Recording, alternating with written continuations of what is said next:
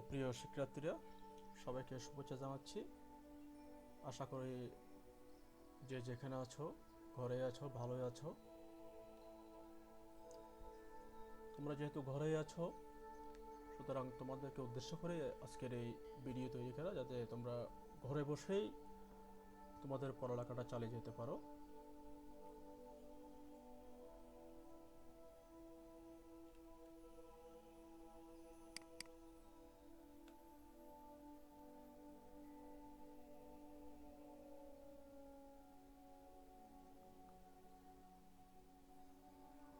আমরা আজকে তোমাদেরকে আলোচনা করব পদার্থবিজ্ঞান বিষয় নিয়ে।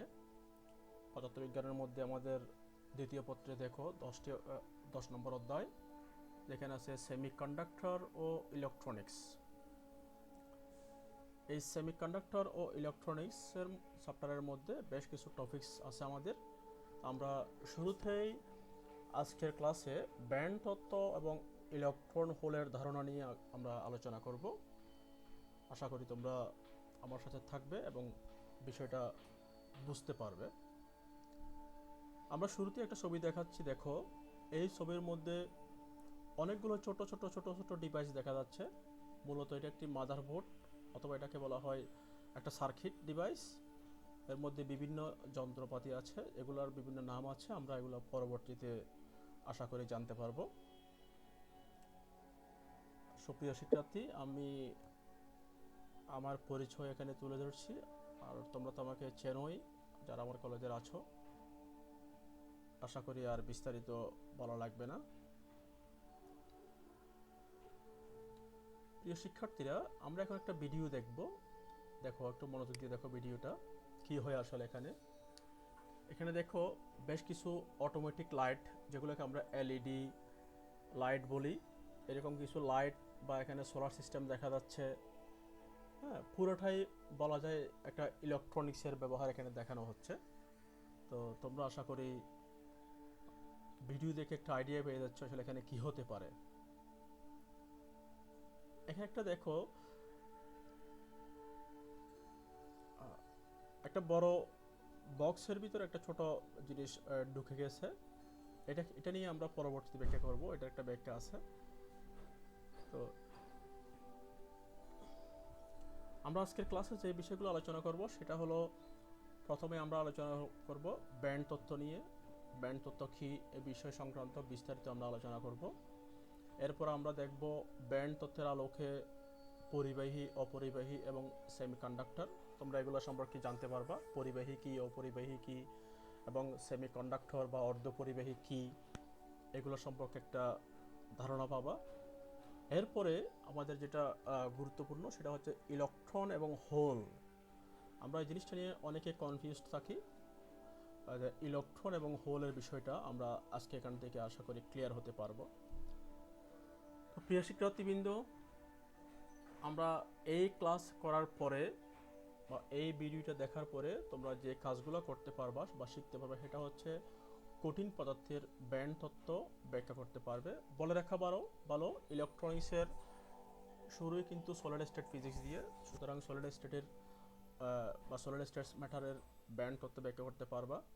এরপরে ব্যান্ড তত্ত্বের আলোকে পরিবাহী, অপরিবাহী এবং অর্ধপরিবাহী বা সেমিকন্ডাক্টর ব্যাখ্যা করতে পারবে।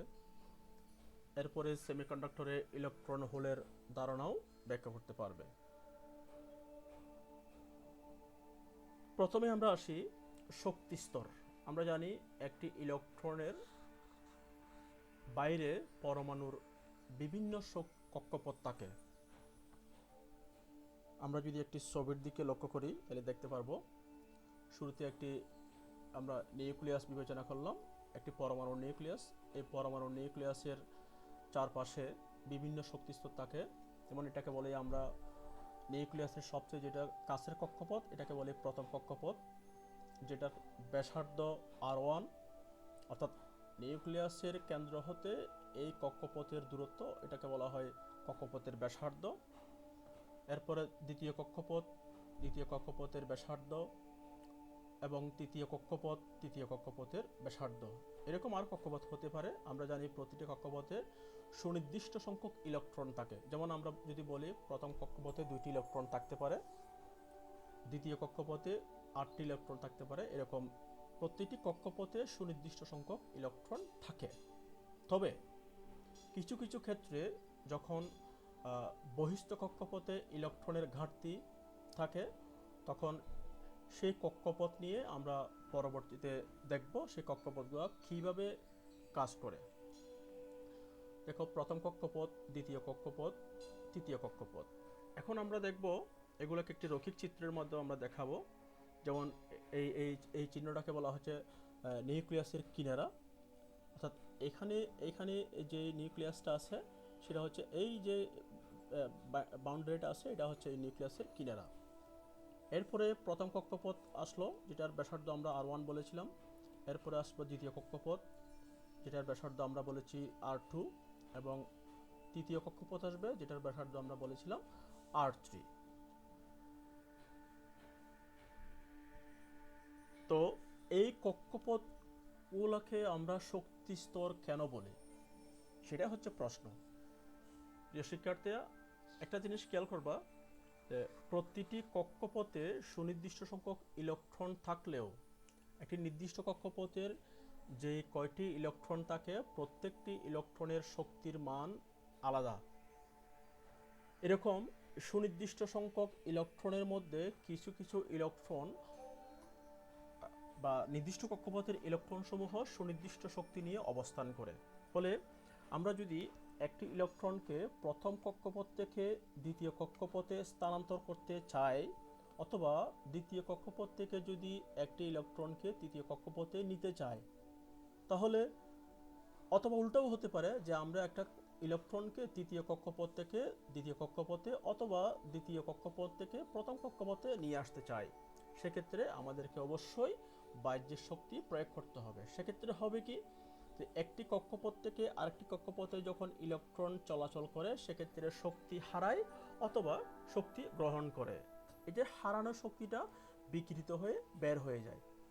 একটি ইলেকট্রন যখন একটি কক্ষপথ থেকে আরেকটি কক্ষপথে লাফিয়ে চলে বা বের হয়ে যায়, সেক্ষেত্রে আমরা জানি, বোরের তত্ত্ব দেখে আমরা জানি, নির্দিষ্ট কক্ষপথে ইলেকট্রন সমূহ থাকে, এবং এই কক্ষপথ থেকে যদি ইলেকট্রনগুলোকে বের করতে যায়, তাহলে কি করে ইলেকট্রনগুলো শক্তি নির্গত করে। এখন নির্দিষ্ট কক্ষপথে ইলেকট্রনগুলো একটি নির্দিষ্ট শক্তি নিয়ে অবস্থান করে, ফলে এদের শক্তিগুলোকে একত্রে আমরা কি বলতে পারি, শক্তি স্তর বলতে পারি। যেমন প্রথম কক্ষপথের ইলেকট্রনগুলো নিয়ে প্রথম শক্তি স্তর, অনুরূপভাবে দ্বিতীয় কক্ষপথের ইলেকট্রনগুলোকে নিয়ে দ্বিতীয় শক্তি স্তর, এবং তৃতীয় কক্ষপথের ইলেকট্রনগুলোকে নিয়ে তৃতীয় শক্তি স্তর। ঠিক আছে, তো আমরা এই বিষয়গুলোকে আমরা শক্তি স্তর বলে থাকি।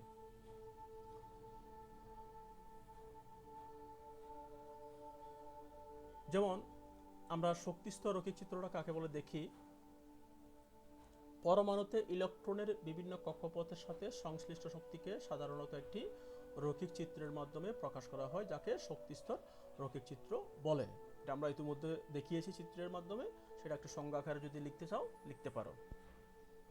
এরপর আমরা দেখব আরেকটা বিষয়, সেটা হচ্ছে কক্ষপথ যত বড় হয় ইলেকট্রনের শক্তি তত বেশি হয়। যেমন আমরা যদি আগের চিত্রে দেখি, তাহলে বুঝতে পারবো, যেমন এখানে প্রথম কক্ষপথ, এটার ব্যাসার্ধ কম, দ্বিতীয় কক্ষপথের ব্যাসার্ধ আরেকটু বেশি, তৃতীয় কক্ষপথের ব্যাসার্ধ আরেকটু বেশি। তাহলে আমরা যদি বলি যে প্রথম কক্ষপথের যে শক্তি, ইলেকট্রনগুলোর যে শক্তি, তৃতীয় কক্ষপথের ইলেকট্রনগুলোর শক্তি তার চেয়ে বেশি, মানে শক্তি স্তরের মানটা বেশি।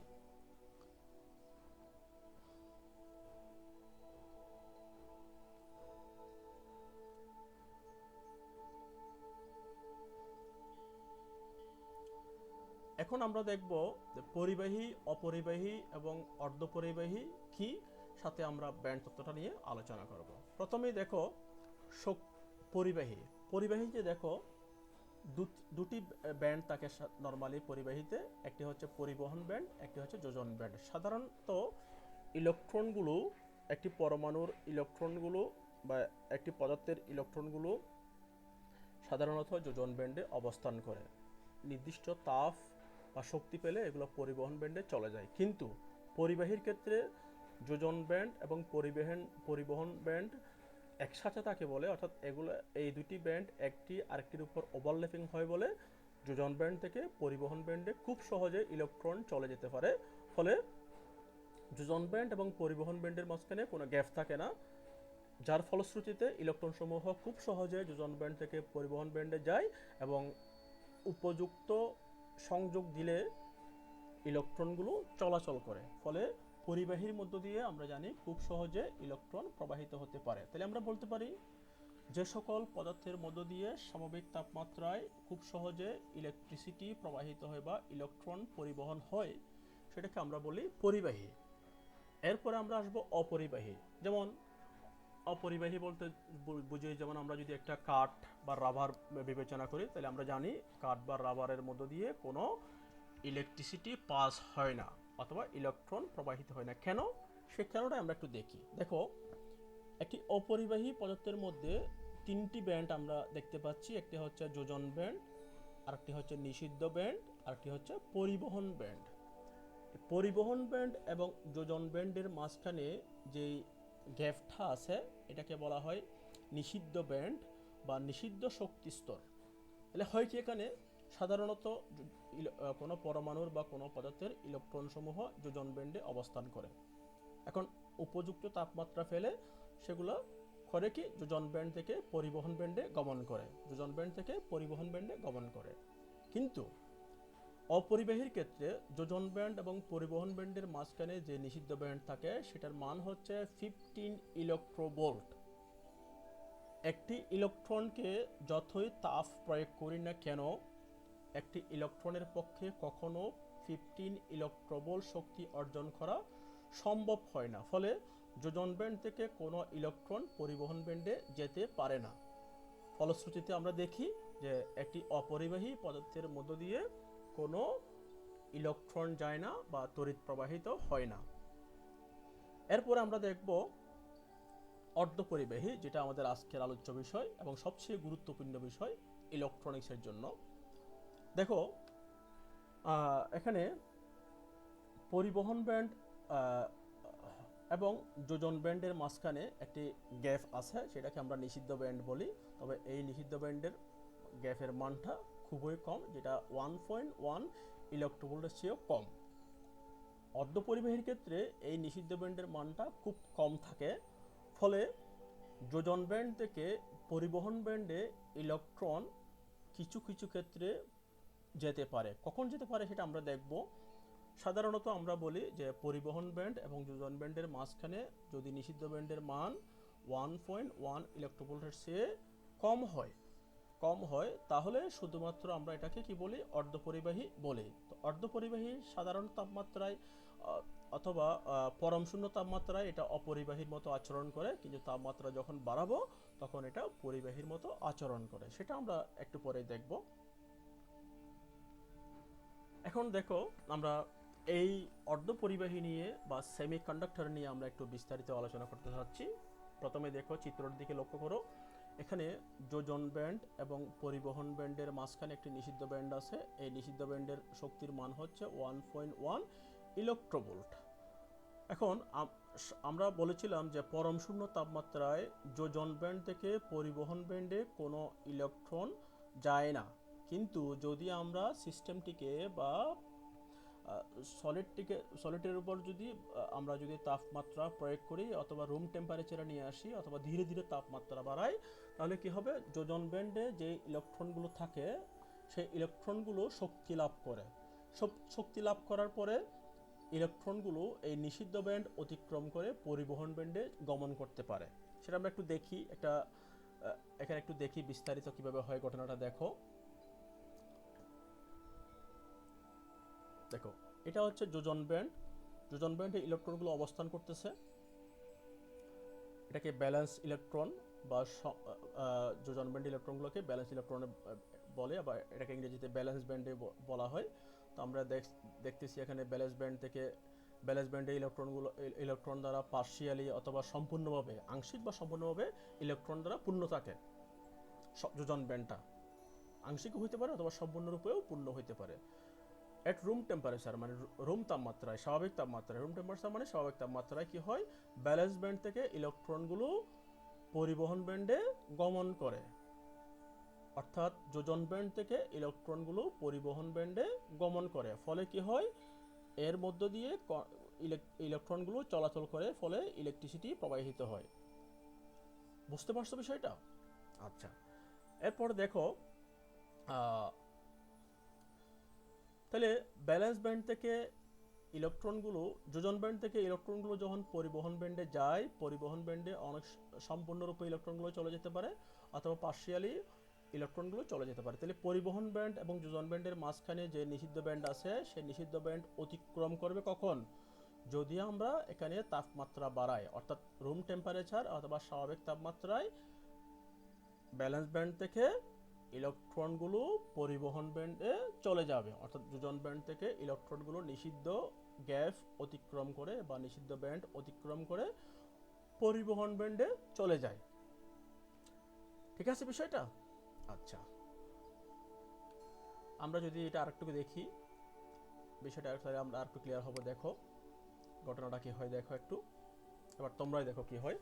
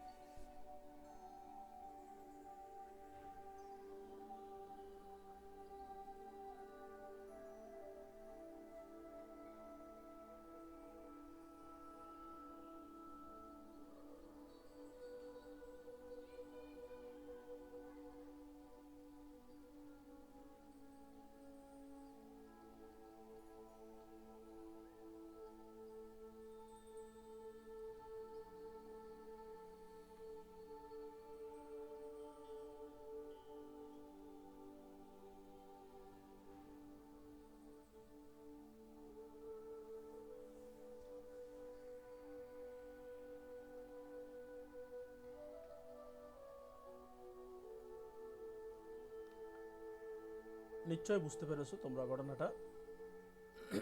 আমরা এবার পরবর্তী স্টেপে যাই। দেখো এরপর আমরা কি দেখতে পাবো। আমরা এখন দেখব ব্যান্ড তত্ত্বের আলোকে সেমিকন্ডাক্টর আরেকটু ব্যাখ্যা করব, কীভাবে হয় সেটা দেখো। আমরা জানি পর্যায় সারণীতে কিছু মৌল আছে যেগুলোকে আমরা চতুর্যুজী মৌল বলি। তার মধ্যে অন্যতম হচ্ছে জার্মেনিয়াম। এই জার্মেনিয়ামকে আমরা অর্ধপরিবাহী বলি, বা এটাকে আমরা সেমিকন্ডাক্টর বলে থাকি। কেন বলি সেটা আমরা দেখি, সেটাই আমরা দেখব। যেমন এখানে 4টা জার্মেনিয়াম পরমাণু আমরা নিলাম। 4টা জার্মেনিয়াম পরমাণুর মাঝখানে যদি আরেকটি জার্মেনিয়াম পরমাণু দিই, তাহলে কি হবে, এদের মধ্যে একটা সমযোজী বন্ধন তৈরি হবে। সমযোজী বন্ধন সম্পর্কে তোমরা নিশ্চয়ই জানো, অর্থাৎ পরমাণুগুলোর মধ্যে ইলেকট্রন শেয়ারের মাধ্যমে যে বন্ধন তৈরি হয় সেটা হচ্ছে সমযোজী বন্ধন। এখানে দেখো একটি জার্মেনিয়াম পরমাণুর বহিস্থ কক্ষপথে 4টি ইলেকট্রন থাকে। তো সাধারণত 4টি ইলেকট্রন থাকলে একটি জার্মেনিয়াম পরমাণুর বহিস্থ কক্ষপথে 4টি ইলেকট্রন, সেই 4টি ইলেকট্রন অপর একটি জার্মেনিয়াম পরমাণুর বা অপর 4টি জার্মেনিয়াম পরমাণুর 4টি ইলেকট্রনের সাথে কি হয়, বন্ধনে আবদ্ধ হয় বা সমযোজী বন্ধনে আবদ্ধ হয়। এভাবে এটার সাথে আরেকটি জার্মেনিয়াম পরমাণু নিলে সেটাও একটা বন্ধন তৈরি করবে। অনুরূপভাবে একটা বিশাল ক্রিস্টাল তৈরি হয়, জার্মেনিয়ামের একটা ক্রিস্টাল তৈরি হয়, যেটা আমরা দেখব। যেমন প্রতিটি জার্মেনিয়াম পরমাণু অন্য 4টি জার্মেনিয়াম পরমাণুর মাঝখানে নিজেকে স্থাপন করে একটি সমযোজী বন্ধন তৈরি করে। ঠিক আছে? তো আমরা দেখি, এরপরে দেখি আগের মতোই যে একটি যোজন ব্যান্ড এবং পরিবহন ব্যান্ডের মাঝখানে একটি নিষিদ্ধ ব্যান্ড থাকে। তো জার্মেনিয়ামের ক্ষেত্রে এই নিষিদ্ধ ব্যান্ডের মানটা 0.7 ইলেকট্রোভোল্ট, অর্থাৎ পরম শূন্য তাপমাত্রায় সাধারণত যোজন ব্যান্ড থেকে পরিবহন ব্যান্ডে ইলেকট্রন যাবে না, কিন্তু স্বাভাবিক তাপমাত্রায় আসলে যোজন ব্যান্ড থেকে ইলেকট্রনগুলো পরিবহন ব্যান্ডে যেতে গেলে তাকে কমপক্ষে 0.7 ইলেকট্রোভোল্ট শক্তি অর্জন করতে হবে, না হয় এই নিষিদ্ধ ব্যান্ড কোনো ইলেকট্রনের পক্ষে ভাঙা সম্ভব হবে না। তাহলে যোজন ব্যান্ডের কোনো ইলেকট্রন যদি এই পরিমাণ শক্তি অর্জন করতে পারে, শুধুমাত্র সেক্ষেত্রেই এই ইলেকট্রনটা যোজন ব্যান্ড থেকে পরিবহন ব্যান্ডে গমন করতে পারবে। দেখো এখানে যোজন ব্যান্ডে বেশ কিছু ইলেকট্রন আছে, এগুলোকে আমরা যোজন ইলেকট্রন বলি। এগুলা পরম শূন্য তাপমাত্রায় যোজন ব্যান্ডে অবস্থান করবে। যখনই 0 কেলভিন তাপমাত্রা বা পরম শূন্য তাপমাত্রা এগুলো যোজন ব্যান্ডে অবস্থান করবে। এখন আমরা যদি এগুলাকে তাপমাত্রা বাড়াই, দেখো 300 কেলভিন তাপমাত্রা যদি নিয়ে আসি, তাহলে 300 কেলভিন তাপমাত্রা মানে 27 ডিগ্রি সেলসিয়াস টেম্পারেচার। তাহলে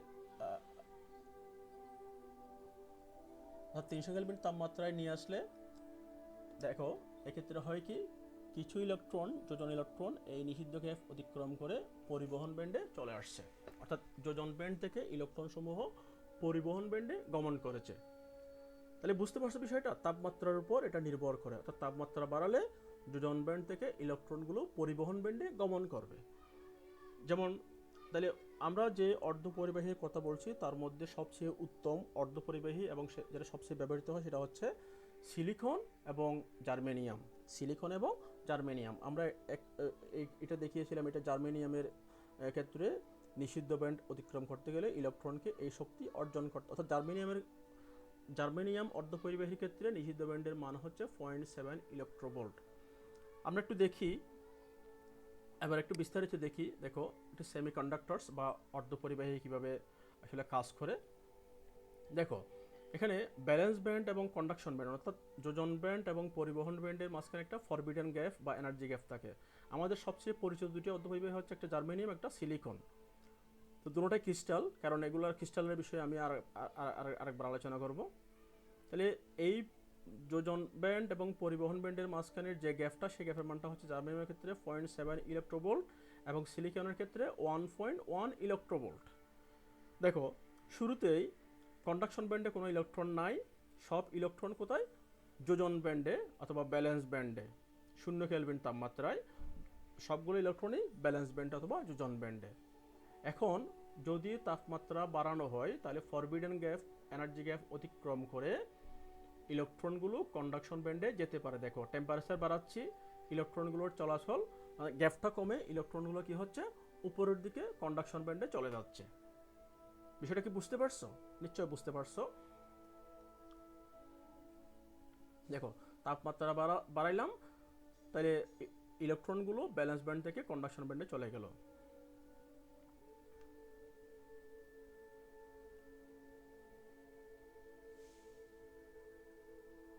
এরপরে তোমরা যদি চাও তাহলে সেমিকন্ডাক্টর বা অর্ধপরিবাহীর সংজ্ঞাটা লিখে রাখতে পারো, যে সকল পদার্থের পরিবাহিতাঙ্ক অপরিবাহী এবং পরিবাহীর মাঝামাঝি। পরিবাহিতাঙ্ক মানে ইলেকট্রন পরিবহনের যে ক্ষমতা, তাহলে সেটা যদি অপরিবাহী এবং পরিবাহীর মাঝামাঝি, এবং সেটা তাপমাত্রা বৃদ্ধি পেলে আমরা দেখেছি যে তাপমাত্রা বাড়লে রোধ কমে, অর্থাৎ এনার্জি গ্যাপটা কমে, খুব দ্রুত ইলেকট্রনগুলো কি হয়, ব্যালেন্স ব্যান্ড থেকে কন্ডাকশন ব্যান্ডে চলে যায়। এবং এটা আরেকটা বিষয়, এখানে সুবিধাজনক অপদ্রব্য যোগ করলে যাদের পরিবাহিতাঙ্ক ধর্মের উল্লেখযোগ্য পরিবর্তন ঘটে তাদেরকে সেমিকন্ডাক্টর বলে। এই সুবিধাজনক অপদ্রব্য মেশানোকে ডোপিং বলা হয়। এটা আমরা নেক্সট ক্লাসে আলোচনা করব ডোপিং নিয়ে। এরপরে দেখো এই অর্ধপরিবাহী বা সেমিকন্ডাক্টরের কিছু বৈশিষ্ট্য আছে, আমরা একটু বৈশিষ্ট্যগুলো দেখি একটা করে। যেমন এর আপেক্ষিক রোধ 10⁻⁻⁻ ওহম মিটার ক্রমের। মনে রাখবা রোধের একক ওহম, কিন্তু আপেক্ষিক রোধের একক ওহম মিটার, মনে থাকবে ওহম মিটার। এতে কোনো অপদ্রব্য মিশালে এর তড়িৎ পরিবাহিতাঙ্ক বৃদ্ধি পায়। আমরা দেখেছি পরম শূন্য তাপমাত্রায় এরা অপরিবাহীর মতো আচরণ করে এবং এদের পরিবহন এবং যোজন ব্যান্ডের মধ্যে শক্তির পার্থক্য সর্বোচ্চ কত, 1.1 ইলেকট্রোভোল্ট। আশা করি বুঝতে পেরেছো এতটুকু। এরপরে দেখো আমরা আসবো ইলেকট্রন এবং হোলের কনসেপ্ট নিয়ে। প্রথমে দেখো আমরা পাশাপাশি দুটি পরমাণু কক্ষপথ দেখতে পাচ্ছি, একটা হচ্ছে জার্মেনিয়াম পরমাণু বহিস্থ কক্ষপথ, আরেকটি হচ্ছে গ্যালিয়াম পরমাণুর বহিস্থ কক্ষপথ। দেখো জার্মেনিয়াম পরমাণুর বহিস্থ কক্ষপথে 4টি ইলেকট্রন থাকে যে জন্য এটার যোজনী 4 বা এটাকে আমরা বলি চতুর্যোজী মৌল। পাশাপাশি গ্যালিয়াম পরমাণুর বহিস্থ কক্ষপথে আমরা দেখতে পাচ্ছি 3টি ইলেকট্রন, একটা দুইটা এই 3টা। এখানে একটা গ্যাপ থেকে গেছে, একটা খালি স্থান থেকে গেছে, অর্থাৎ বহিস্থ কক্ষপথে সর্বোচ্চ 3টা ইলেকট্রন আছে। এখন আমি যদি এই গ্যালিয়াম এবং জার্মেনিয়াম অর্থাৎ চতুর্যোজী এবং ত্রিযোজী মৌলের সাথে যদি সমযোজী বন্ধন ঘটাতে যাই, তাহলে এই জার্মেনিয়ামের 4টি ইলেকট্রনের জন্য কমপক্ষে 4টি ইলেকট্রন দরকার হবে, আরও 4টি ইলেকট্রনের দরকার হবে। সেক্ষেত্রে শুধুমাত্র সমযোজী বন্ধন তৈরি হবে। এখন আমি যদি এই চতুর্যোজী মৌল এবং ত্রিযোজী মৌলের মধ্যে সমযোজী বন্ধন তৈরি করতে যাই, তাহলে একটি ইলেকট্রনের ঘাটতি পড়ে। এই যে ইলেকট্রনের ঘাটতি বা শূন্যস্থান, সেটাকে আমরা বলি কি হোল। কি বলি? হোল বলি। আবার আমরা যদি বিকল্প একটা কাজ করি, যেমন জার্মেনিয়ামের সাথে যদি আমরা একটা আর্সেনিক মৌলকে সমযোজী বন্ধন ঘটাতে যাই, তাহলে কি হবে দেখো, জার্মেনিয়াম চতুর্যোজী মৌল, বহিস্থ কক্ষপথে 4টি ইলেকট্রন আছে, কিন্তু আর্সেনিক হলো পঞ্চযোজী মৌল, অর্থাৎ আর্সেনিকের বহিস্থ কক্ষপথে 5টি ইলেকট্রন আছে। বুঝতে পারছো বিষয়টা? তাহলে এখন সমযোজী বন্ধনের জন্য সমান সমান ইলেকট্রন শেয়ার করতে হবে। তাহলে জার্মেনিয়ামের 4টি ইলেকট্রনের সাথে আর্সেনিকের 4টি ইলেকট্রন শেয়ার হয়ে সমযোজী বন্ধন তৈরি হবে, কিন্তু একটি ইলেকট্রন মুক্ত হয়ে থেকে যাবে, অর্থাৎ একটি ইলেকট্রন অতিরিক্ত থাকবে।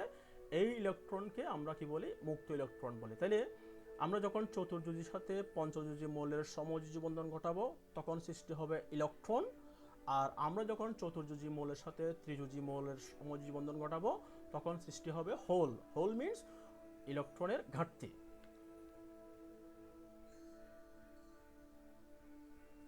দেখো আমরা হোল নিয়ে একটু বিস্তারিত আলোচনা করি। দেখো গ্যালিয়াম এবং জার্মেনিয়াম, তাহলে গ্যালিয়ামের সাথে জার্মেনিয়ামের জার্মেনিয়ামের যে 4টি ইলেকট্রন আছে বহিস্থ কক্ষপথে, এরকম ধরো আমি যদি একটি গ্যালিয়াম পরমাণু নিলাম, গ্যালিয়াম পরমাণুর চারপাশে 4টি জার্মেনিয়াম দিলাম, তাহলে 4টি জার্মেনিয়ামের সাথে জার্মেনিয়ামের ইলেকট্রনের সাথে গ্যালিয়ামের ইলেকট্রন কি হবে? সমযোজী বন্ধন তৈরি করবে, 3 পাশে তৈরি করবে, কিন্তু এক পাশে একটা গ্যাপ থেকে গেছে। তাহলে এই ইলেকট্রন কোত্থেকে আসবে? তাকে তো সমযোজী বন্ধন তৈরি করতে হবে। তাহলে এখানে যেহেতু আমরা জানি কোনো শূন্যস্থান পরমাণুর মধ্যে বা কোনো সলিড বা ক্রিস্টালের মধ্যে শূন্যস্থান থাকে না সাধারণত। তাহলে কি হবে? এই শূন্যস্থান পূরণ করার জন্য বাইর থেকে বা অন্য কোথাও থেকে একটি ইলেকট্রন এখানে চলে এসে এদের মধ্যে একটা সমযোজী বন্ধন তৈরি হয়ে যাবে। তাহলে তৈরি হওয়ার পরে এখন ইলেকট্রন এখানে ইলেকট্রনটা যেখান থেকে আসবে, এই হোলের মধ্যে ইলেকট্রনটা যেখান থেকে আসবে, ধরো আমি বললাম যেখান থেকে আসলো, তাহলে এখান থেকে বা আরেকটি গ্যালিয়াম পরমাণু থেকে আসলো, তাহলে যেখান থেকে আসবে সেখানে একটা খালি স্থান সৃষ্টি হয়ে যাবে, অর্থাৎ যেখান থেকে আসবে সেখানে আরেকটি হোলের সৃষ্টি হবে। এরকমভাবে একটি অর্ধপরিবাহীর মধ্যে হোলের সৃষ্টি হয়। বুঝতে পারছো নিশ্চয় বিষয়টা? অর্থাৎ এখানে হোলকে পূর্ণ করার জন্য যদি বাইরে থেকে গ্যালিয়ামের আরেকটি পরমাণু থেকে এখানে ইলেকট্রন আসে, তাহলে যেখান থেকে ইলেকট্রনটা আসবে সেখানে একটা হোল সৃষ্টি হয়ে আসবে। তো এটা দেখে আমাদের কাছে মনে হবে যে একটি ক্রিস্টালের মধ্যে বা একটি অর্ধপরিবাহীর মধ্যে হোল চলাচল করছে। আসলে হোল চলাচল করে না, বাস্তব ক্ষেত্রে ইলেকট্রন চলাচল করে। এরপর আমরা দেখি ইলেকট্রনের বিষয়টা। এখানেও সেম, দেখো এখানে আমরা একটি আর্সেনিক পরমাণুর চারপাশে 4টি জার্মেনিয়াম পরমাণু, জার্মেনিয়াম হচ্ছে অর্ধপরিবাহী, তাই একটি আর্সেনিক পরমাণুর 4টি ইলেকট্রনের সাথে জার্মেনিয়াম পরমাণুর 4টি ইলেকট্রন সমযোজী বন্ধনে আবদ্ধ হওয়ার পরে আর্সেনিকের একটি ইলেকট্রন অতিরিক্ত থেকে গেল। এখন এই অতিরিক্ত ইলেকট্রন যেটা কোনো বন্ধন দ্বারা আবদ্ধ নয়, এটাকে যদি আমরা মুক্ত ইলেকট্রন বলি, তাহলে কি হবে?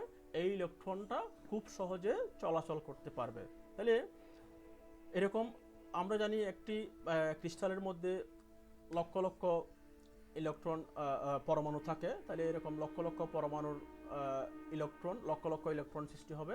এজন্য কি হবে? এখানে ইলেকট্রনটা চলাচল শুরু হবে, ফলে এক্ষেত্রে হবে ইলেকট্রন সত্যি চলাচল করবে। ইলেকট্রনের দ্বারা আমরা এটাকে ব্যাকওয়ার্ড মুক্ত ইলেকট্রন বলতে পারি। সেই মুক্ত ইলেকট্রনটা উপযুক্ত তাপমাত্রা পেলে সেটা কি হবে? চলাচল শুরু করবে। এটা হচ্ছে ইলেকট্রনের ধারণা।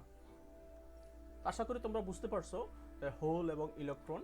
আমরা পরবর্তী ক্লাসে আরও বিস্তারিত বিষয় নিয়ে আলাপ করব। তো আজকের ক্লাসের পর তোমরা নিম্নোক্ত বিষয়গুলো নিয়ে হয়তো একটা পরিষ্কার ধারণা পেয়েছো। তো প্রথমে আমরা আলোচনা করেছিলাম যে শক্তি স্তর কী, এরপরে আলোচনা করেছিলাম শক্তি ব্যান্ড কী, এরপরে আলোচনা করেছিলাম শক্তি ব্যান্ডের প্রকারভেদ, অর্থাৎ শক্তি ব্যান্ড কয় প্রকার, যেমন আমরা বলেছিলাম পরিবহন ব্যান্ড, যোজন ব্যান্ড, নিষিদ্ধ ব্যান্ড। এরপরে ব্যান্ড তত্ত্বের আলোকে পরিবাহী, অর্ধপরিবাহী এবং অপরিবাহী। আরেকটা বিষয় আমরা আলোচনা করেছি সেটা হচ্ছে ইলেকট্রন এবং হোলের ধারণা। তো তোমরা যদি তারপরেও যদি কোনো সমস্যা হয়, তোমাদের কাছে যে বইটা আছে, আমির ইসাকের বই থাকতে পারে, তোমাদের কাছে সাজান তপন স্যারের বই থাকতে পারে, যে বইটা থাকুক সেটা খুলে আজকের ক্লাসের সাথে আরও মিলিয়ে দেখবা এবং এগুলো সম্পর্কে বিস্তারিত আরও পড়বা। কারণ হচ্ছে আমরা আজকে যে বিষয়গুলো আলোচনা করেছি এই বিষয়গুলো থেকে তোমাদের যে সামনে যে পরীক্ষা, সেই পরীক্ষায় হয়তো সৃজনশীল প্রশ্ন যদি নাও হয়, অন্তত জ্ঞানমূলক, অনুধাবনমূলক এবং এমসিকিউ টাইপের কোয়েশ্চেন এখান থেকে হয়। সুতরাং এই ক্লাসটা যদি ভালো করে বুঝো বা এই আজকে যে টপিকসগুলো আলোচনা করেছি সেগুলো যদি ভালো করে বুঝো, তাহলে আমরা পরবর্তী ক্লাসে যে অর্ধপরিবাহীর যে প্রকারভেদ, অর্থাৎ অর্ধপরিবাহীর যে প্রকারভেদ, অর্থাৎ ফি টাইপ অর্ধপরিবাহী এবং এন টাইপ অর্ধপরিবাহী, এগুলো নিয়ে আমরা আলোচনা করব। তো সেগুলো আলোচনার পূর্বে আমাদেরকে অবশ্যই এই বিষয়গুলো সম্পর্কে একটা ভালো ধারণা থাকতে হবে। তো আশা করি তোমরা বুঝতে পারছো আজকের ক্লাসটা। আমাকে জানাবা, আমার ভিডিওতে কমেন্ট করে জানাবা কোথায় কী সমস্যা আছে। আশা করি আমি পরবর্তী ক্লাসে সেটা আরও বিস্তারিত আলোচনা করতে পারবো। তো সবাইকে ধন্যবাদ, আশা করি তোমরা ভালো থাকবা। তোমাদের সাথে পরবর্তী ক্লাসে ইনশাল্লাহ দেখা হবে। সবাই ঘরে থাকো, নিরাপদে থাকো এবং নিজেকে নিরাপদ রাখো, পরিবারকে নিরাপদ রাখো। ইনশাল্লাহ আমাদের পরিস্থিতি যদি স্বাভাবিক হয় আমরা আবার কলেজে আমাদের সাথে সবার সাথে দেখা হবে। ধন্যবাদ সবাইকে।